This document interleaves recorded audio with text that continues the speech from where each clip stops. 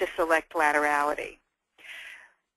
Some, but not all codes, but not all conditions are going to have laterality. So there's an example where two breast codes, one does have laterality and one doesn't.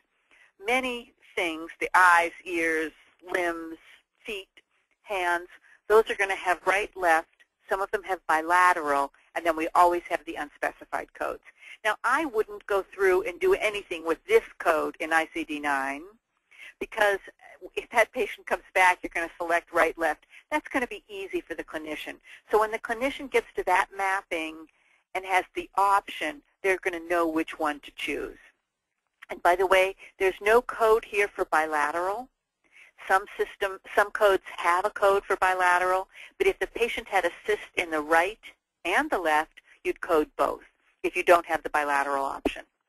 And this is another example of where we need predictive search because the clinician is going to put in breast cyst. And they're not going to put in solitary cyst of the breast, and we still want them to find it. And now here are some examples of one-to-many.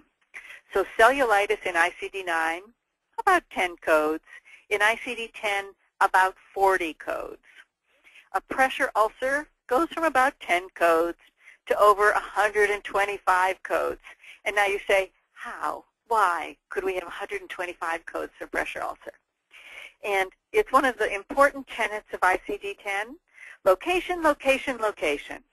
Instead of it being on the upper limb, we have codes for shoulder, elbow, wrist. In terms of cellulitis, upper back, lower back, right buttock, left buttock. Much, much, much more specificity in terms of